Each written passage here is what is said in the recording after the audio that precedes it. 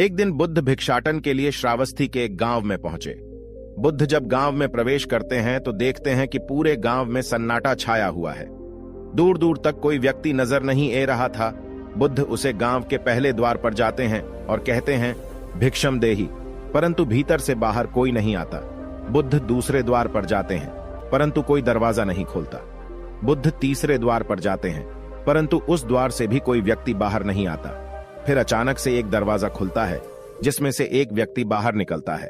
वो जल्दी से बुद्ध का हाथ पकड़ता और उन्हें अपने में ले जाता है और कहता है, क्षमा करें बुद्ध, परंतु इस समय आप बाहर नहीं जा सकते। उंगलीमल को श्रावस्ती की सीमा पर देखा गया है। सभी गांव वाले डर के मारे अपने अपने घरों की खिड़कियां दरवाजे बंद करके बैठे हुए हैं। बुद्ध उसे व्यक्ति से पूछते हैं, कौन है ये उंगलीमल और उससे इतना डर क्यों है? वह व्यक्ति कहता है, उंगलीमल एक रक्षा है। उसे जो भी मनुष्य मिलता है, बच्चा, वृद्ध, स्त्री या पुरुष, यहां तक कि सन्यासी भी, वो किसी को भी नहीं छोड़ता। महाराज प्रसन्नजीत के सैनिक भी उससे डरते हैं। बुद्ध उसे व्यक्ति से पूछते हैं, क्या वो ये सब धन के लालच में करता है? वो व्यक्ति कहता है, नहीं, धन का उसे कोई लालच नहीं है। वो जब भी किसी मनुष्य पर वार करता है तो उसकी उंगली काटकर अपने गले की माला बनाता है, इसलिए उसका नाम उंगलीमल पैडिडी गया। पूरी हो जाएंगी तो उसकी विनाशक शक्तियां और भी ज्यादा बढ़ जाएंगी। बुद्ध कहते हैं, आभार आपका, जो आपने मुझे उसके बारे में बताया। फिर वो व्यक्ति बुद्ध से कहता है कि कृपया कर आप बाहर ना जाइए, क्योंकि वो आप पर भी वार कर सकता है। बुद्ध कहते हैं, डर से अपना रास्ता छोड़ दो, ऐसा मैंने कभी नहीं किया। मुझे भिक्षा मांगता देख जन जन के हृदय में उंगलीमल का डर कम होगा। फिर वो व्यक्ति कहता है, नहीं बुद्ध, आप मत जाइए, वो बहुत ही ज्यादा खतरनाक है। बुद्ध कहते हैं, वो खतरनाक नहीं बल्कि दुखी है और मुझे उसके पास जाना होगा, क्योंकि उसे मेरी आवश्यकता है। इतना कहकर बुद्ध उसे व्यक्ति के पास से चले जाते हैं। कुछ दूर चलने के बाद बुद्ध वन में प्रवेश करते हैं। वन में चारों ओर एक सन्नाटा छाया होता है। दूर दूर तक ना तो कोई मनुष्य और ना ही कोई पशु पक्षी दिख रहा होता है। परंतु बुद्ध अपने मार्ग में आगे बढ़ते रहते।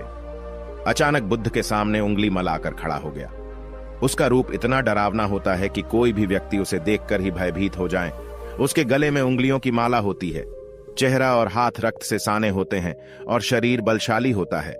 उसका रूप इतना भयानक होता है कि किसी भी साधारण व्यक्ति के प्राण तो उसे देखते ही निकल जाए, परंतु बुद्ध पर उंगलीमल के इस डरावने रूप का कोई भी असर नहीं होता। बुद्ध कुछ क्षण तक एक शांत मुस्कुराहट के साथ उंगलीमल की तरफ देखते हैं और फिर उसकी बगल से निकलकर अपने मार्ग में आगे बढ़ जाते हैं। बुद्ध को ऐसा करते देख उंगलीमल को यह समझ नहीं आता कि उसके साथ ये हो क्या रहा है। वह मन ही मन सोचता है कि मुझे देखकर लोग यहां तो भाग जाते हैं, या मुझे देखकर ही मार जाते हैं, या फिर मुझसे अपने प्राणों की भीख मांगने लगते हैं। मैंने कई सन्यासियों को भी मारा है, परंतु मैंने आज तक कोई ऐसा कभी नहीं देखा जो मुझे नजरअंदाज करके अपने मार्ग में आगे बढ़ जाए। या तो इसने मुझ में पर ध्यान नहीं दिया होगा, या फिर हो सकता है कि यह देख ही ना सकता हो, परंतु मुझे इससे क्या, मुझे तो अपनी उंगलियों की माला पूरी करनी है। उंगलीमल बुद्ध को आवाज लगता है। इस साधु रुक फिर भी बुद्ध उंगलीमल को नजरअंदाज करते हैं और अपने मार्ग में आगे बढ़ते रहते हैं। उंगलीमल और ज्यादा क्रोध में भरकर बुद्ध को आवाज लगता है। ये साधु रूप फिर भी बुद्ध उंगलीमल को फिर से नजरअंदाज करते हैं और अपने मार्ग में आगे बढ़ते हैं। उंगलीमल तीसरी बार बहुत ही ज्यादा क्रोध में भरकर आवाज लगता है, हे साधु। फिर बुद्ध रुकते हैं। उंगलीमल बुद्ध के पास जाता है और कहता है, मेरे आदेश देने के बाद भी तू रुका क्यों नहीं? बुद्ध कहते हैं, मैं तो बहुत पहले ही रुक चुका हूं, तुम ही चलते जा रहे हो।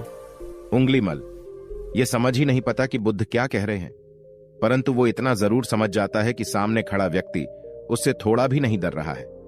उंगलीमल बुद्ध को डराने के लिए चिल्लाकर पूछता है, इस साधु, तुझे मुझसे डर नहीं लग रहा है? क्या मैं आदि मानव हूं?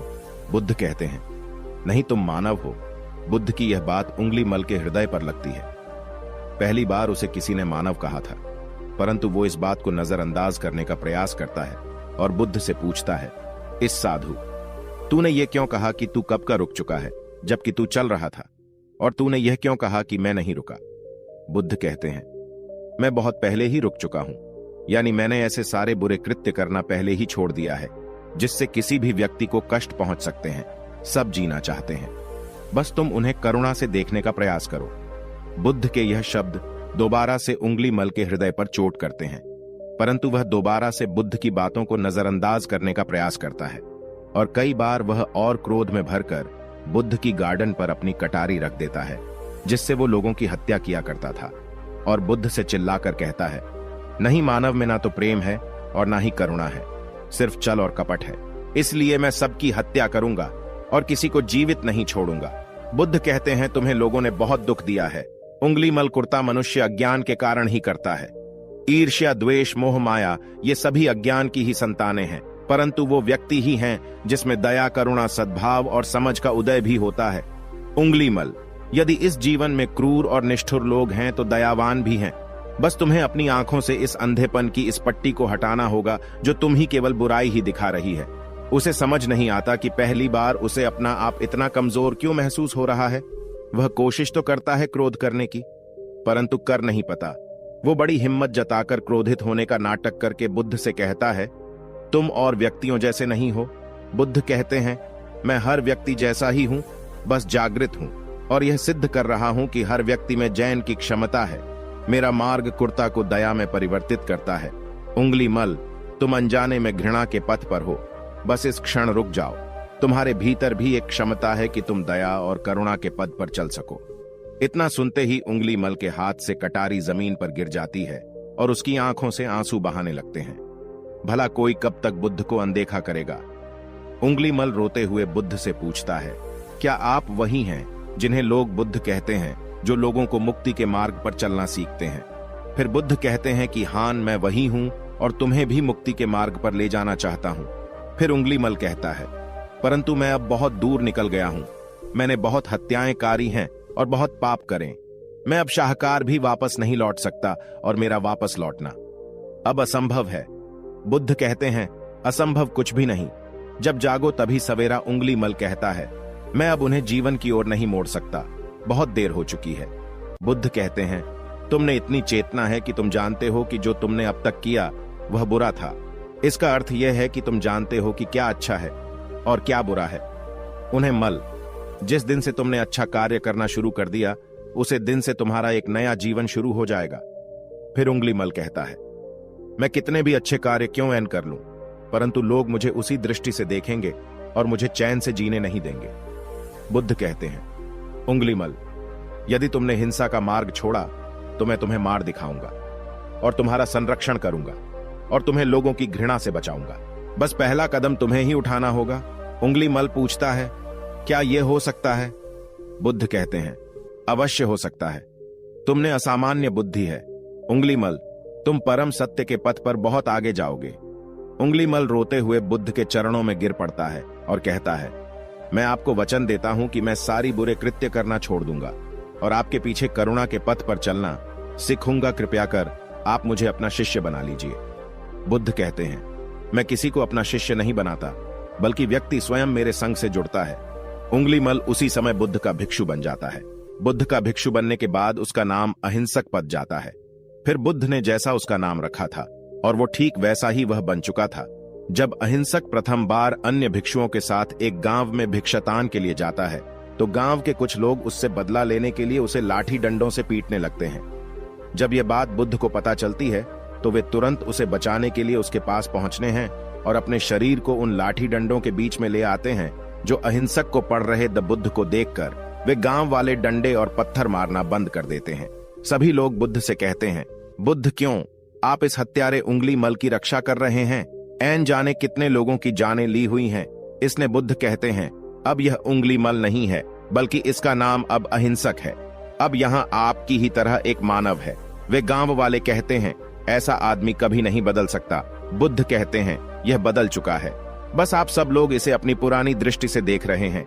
यदि यह उंगलीमल होता तो क्या आप में से किसी ने भी इतना साहस या बाल होता कि कोई इसे एक उंगली भी लगा सके? यह आपका हर बार खाता रहा है, और क्या इसने आप पर कभी पलटकर वॉर किया नहीं? क्या यह परिवर्तन आपको नहीं दिखा? आज इसने अपना लहू वहां से अपने सारे बुरे कृत्य धो डेल हैं। आप लोगों के द्वारा इतनी मार खाने के बाद भी इसकी आंखों में आपके लिए क्रोध नहीं है। क्या यह बदलाव आपको नहीं दिख रहा है? यह तो बदल गया, परंतु आप कब बदलोगे? इतने में ही उन गांव वालों में से एक स्त्री कहती है, यह परिवर्तन मैंने स्वयं देखा है। वो स्त्री गांव वालों से कहती है, आप में से कौन ऐसा है जो दूसरों के दुख में दुखी हो, दूसरों की पीड़ा से हैं, ना हो तो उसे हर प्रकार की सहायता प्रदान करें। और ऐसा इस भिक्षु ने किया है। 2 दिन पहले एक व्यापारी अपनी पत्नी को लेकर जा रहा था और उसकी पत्नी प्रसव पीड़ा से व्याकुल थी। तब मैं पास से ही गुजर रही थी, इसलिए मैं भी दौड़ी दौड़ी गई। उसे स्त्री की पीड़ा बढ़ती ही जा रही थी। घना जंगल होने के कारण उसे कहीं ले जा कभी नहीं जा सकता था। तभी यह भिक्षु वहां पहुंचा और इसने मुझसे पूछा कि क्या हुआ बहन। मैंने इसे बताया कि यह स्त्री प्रसव पीड़ा में है और इस गाने वैन में हम कुछ कर भी नहीं पा रहे हैं। कब तक यह कष्ट भोगी, कहीं इसके और इसके बच्चे के प्राण ना चले जाएं। फिर इस भिक्षु ने मुझसे कहा कि ऐसा नहीं होगा, मैं अभी अपने गुरु के पास जाऊंगा, वे अवश्य ही कोई मार्ग दिखाएंगे। इतना कहकर यह भिक्षु दौड़कर वहां से चला गया। बुद्ध कहते हैं कि फिर व्यथित हो अहिंसक मेरे समक्ष आया और मेरे पैरों में गिरकर मुझसे कहने लगा, बुद्ध, एक स्त्री गहन प्रसव पीड़ा में है और उसकी पीड़ा बढ़ती ही जा रही है, कहीं मैन और बच्चे को कुछ होने जाए। यह सब सुनकर बुद्ध ने कहा कि दौड़कर जाऊं और उससे कहो, बहन, जिस दिन से मेरा जन्म हुआ है मैंने जानबूझकर किसी भी प्राणी को कष्ट नहीं पहुंचा है। मेरे सत्कर्म तुम्हारा सुरक्षा कवच बने और आपकी शीश की रक्षा करें। अहिंसक ने मुझसे कहा, परंतु यह तो सत्य होगा बुद्ध। सत्य तो यह है कि मैंने आज तक बहुत से प्राणियों को कष्ट पहुंचा है। यदि मैंने ऐसा कहा तो वे माता और शिशु उसी क्षण प्राण त्याग देंगे। फिर बुद्ध ने कहा, तो तुरंत जाओ और उसे स्त्री से कहो, बहन, जिस दिन से मेरा एक नया जन्म हुआ है मैंने सभी बुरे कृतियां को त्याग है और उसे दिन से मैंने किसी भी प्राणी को कष्ट नहीं पहुंचा है और मेरे सत्कर्म आपका सुरक्षा कवच बने और आपके शिशु की रक्षा करें। फिर अहिंसक ने बुद्ध से पूछा कि क्या मेरी सत्कर्म उन्हें बचा लेंगे। बुद्ध ने कहा कि अवश्य, यह तुम्हारी अपनी कमाई है, या तो तुम इसे अपने लिए बचा कर रखो या फिर किसी पराई पर खर्च कर दो। अपने कमाए सत्कर्म को किसी पराय पर न्यौछावर करने से पहले अहिंसक ने एक शर्त नहीं सोचा और वो उसी समय उसे स्त्री और उसके शिशु की जान बचाने के लिए वहां चला आया। वह स्त्री कहती है कि हान, यह भिक्षु दौड़कर वहां आया और अभी भी वो स्त्री गहन पीड़ा से जूझ रही थी। इसने अपने दोनों हाथ जोड़े और आंखें बंद करके कहने लगा, बहन, जिस क्षण से मैं भिक्षु बना हूं उसे क्षण के बाद मैं कोई भी ऐसा कृत्य नहीं किया जिससे कि किसी भी प्राणी को कष्ट पहुंचे। मेरे सत्कर्म आपके लिए सुरक्षा कवच बने, आपकी शिशु की रक्षा करें। और इतना कहते ही उसे स्त्री ने अपने बच्चे को जन्म दे दिया। फिर बुद्ध कहते हैं कि दूसरों के दुख से दुखी होने वाला यह व्यक्ति अहिंसक कैसे किसी को दुख दे सकता है। यदि यह भिक्षु मैन का सच्चा ना होता तो वह स्त्री कब के अपने प्राण त्याग चुकी होती। फिर अहिंसक ने बुद्ध से कहा है कि इन्हें मत रोकी बुद्ध, इन्हें मरने दीजिए और तब तक मरने दीजिए जब तक कि इनके मैन का क्रोध शांत ना हो जाए। फिर बुद्ध अहिंसक से कहते हैं, कर्म और गुनाह के भंडार हो तुमने अपने नाम अहिंसक को सिद्ध कर दिया। बुद्ध और उसे स्त्री गांव वाले कहते हैं, बुद्ध अहिंसक बदल चुका है और हमसे ही देखने में भूल हो गई थी। इस कहानी से हमें यह सीखने को मिलता है कि लोग सोचते हैं कि उन्होंने बहुत सारे गलत काम किए हुए हैं। अब इन गलत कामों को सुधारने के लिए कोई भी विकल्प नहीं है। इस पर गौतम बुद्ध कहते हैं कि चाहे आपने अब तक कितने भी बुरे काम क्यों ऐन किए हुए होंगे, लेकिन अगर आप एक विचार को अपने मैन में लेट हैं कि अब मुझे कुछ सही करना है, तो वही विचार आपके रूपांतरण का कारण बन सकता है। पर सबसे जरूरी बात यह है कि क्या आप पहला कदम उठाने के लिए तैयार है। यह कहानी आपको कैसी लगी नीचे कमेंट बॉक्स में कमेंट करके जरूर बताएं। धन्यवाद।